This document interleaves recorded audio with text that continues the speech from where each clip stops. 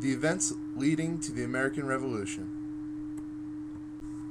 This will be a brief introduction into our Revolutionary War unit. On March 5th, 1770, tensions in Boston were high and a mob gathered in front of the customs house. The crowd taunted and threw objects at a British soldier who stood guard there. 7 soldiers and a captain came to the defense of the guard, and without orders, the soldiers opened fire. When the smoke cleared, 5 mob members were dead, 6 were wounded, 2 of which would later die from their injuries. This event would be called the Boston Massacre. The first crowd member to die was Crispus Attucks. His last moment was portrayed in this photo. 3 years after the Boston Massacre, the Boston Tea Party occurred.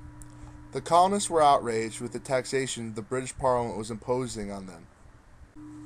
Especially outraged with the taxes imposed on tea, the colonists arranged a boycott of the East India Tea Company. With the boycott, the colonists refused to even unload the tea ships. On December 16, 1773, while a crowd of 5,000 crammed into the Old South Church in Boston to hear a debate between Sam Adams and the ship's captain, a group of patriots dressed as Native Americans boarded the vacant ships and dumped 45 tons of tea into the Boston harbor. This display of revolt led to other tea parties in New York, New Jersey, and Annapolis.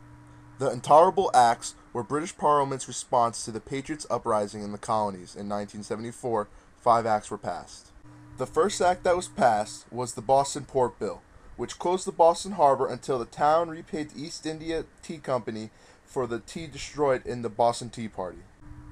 The second act that was passed was the Massachusetts Government Act, which took away the Massachusetts Colony Charter. The king now appointed officials and regulated town meetings. The third act was the Administration of Justice Act, which protected British officials from colonial courts. The British officials accused of crimes in the colonies were sent back to England to be tried in English courts. The fourth act was the Quebec Act.